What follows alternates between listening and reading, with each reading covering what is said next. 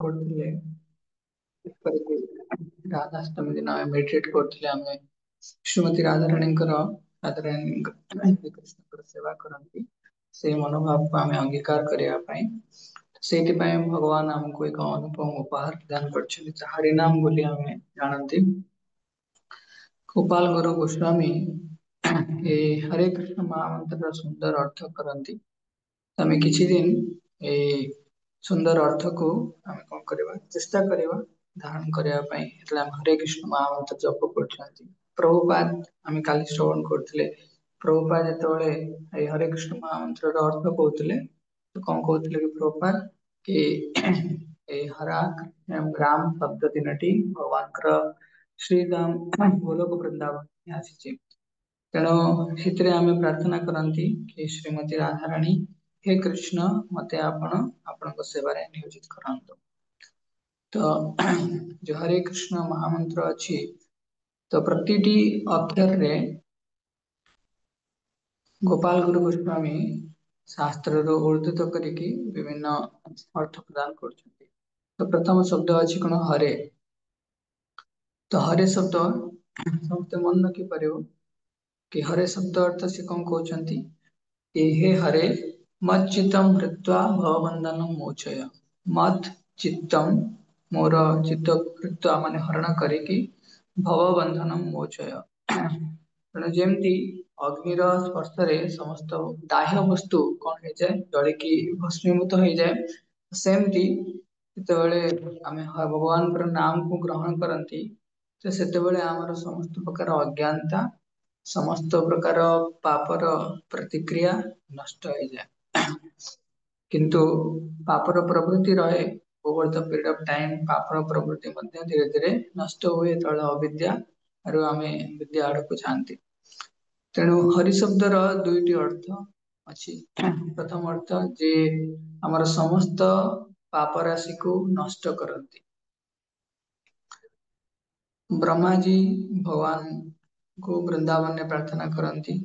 ଭକ୍ତି ଭାଜାମ ଅର୍ଥାତ ଏଇ ପାପର ଯୋଉ ବୀଜ ଅଛି ଭଗବାନଙ୍କର ଭକ୍ତି ମାଧ୍ୟମରେ ଯେତେବେଳେ ଏମିତି ଗୋଟେ ମଞ୍ଜି ଅଛି ତାକୁ ଆମେ କରେଇରେ ଭାଜି ଦବା ତାହେଲେ ସେ ମଞ୍ଜିର ଗଛ ଉଠିବନି ସେମିତି ଭକ୍ତିର ମଞ୍ଜିକୁ ଯେତେବେଳେ ଆମେ ନିଜର ଭଲ ସାଧନ ଭଜନ ମାଧ୍ୟମରେ ଯେତେବେଳେ ତପ୍ତ କରିଦବା ଭାଜିଦବା ତାକୁ ସେତେବେଳେ ସେଥିର ପାପର ବୃକ୍ଷ ଶାଖା ପ୍ରଶାଖା ଇତ୍ୟାଦି ଆସିବନି ତେଣୁ ଭଗବାନ ଶ୍ରୀ ହରି କଣ କରନ୍ତି ଆମ ହୃଦୟର ସମସ୍ତ ପାପର ପ୍ରତିକ୍ରିୟାକୁ ନଷ୍ଟ କରିଦିଅନ୍ତି ସେକେଣ୍ଡ ଅର୍ଥ ଭଗବାନ ସେଇ ସୁନ୍ଦର ବ୍ୟକ୍ତି ଯିଏ ନିଜର ଚିର ଯୌବନ ମାଧ୍ୟମରେ ବିଭିନ୍ନ ଗୁଣାବଳୀ ମାଧ୍ୟମରେ ଆମର ମନକୁ ଆକର୍ଷିତ କରନ୍ତି ତେଣୁ ଭଗବାନଙ୍କର ନାଁ କଣ ହରି ତେଣୁ ଆମେ ଭଗବାନଙ୍କୁ ପ୍ରାର୍ଥନା କରନ୍ତି ହେ କୃଷ୍ଣ ଆପଣ ଆମର ଚିତ୍ତକୁ ହରଣ କରନ୍ତି ତାପରେ ଏଇ ହରି ଶବ୍ଦରୁ ସମ୍ବୋଧନ ଅର୍ଥରେ କଣ ହେଇଛି ହରେ ହେଇଛି ଦ୍ଵିତୀୟରେ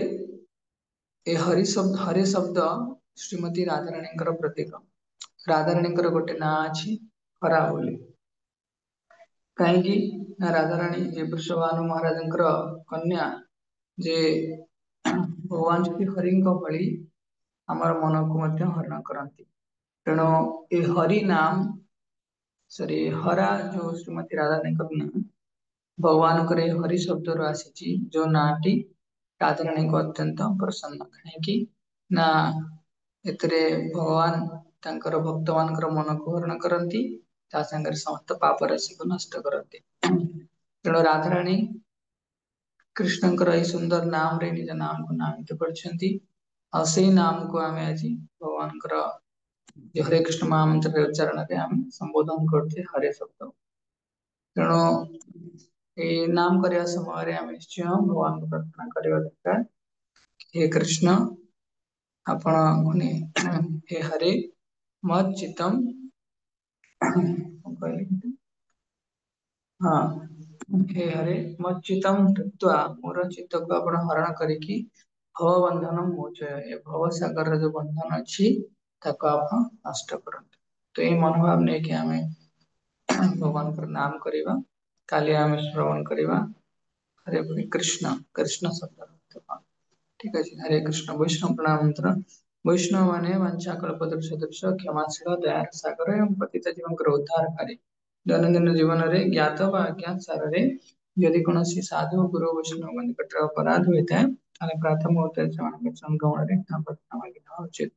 वंशाकल्पतरुर्भ्यश्च कृपा सिन्धुभ्यैव च पतितानां पावनेभ्यो वैष्णवेभ्यो नमो नमः। अनंत कोटि वैष्णव वृंद की जय। जगत गुरु श्रील प्रभुपाद की। हरे कृष्ण।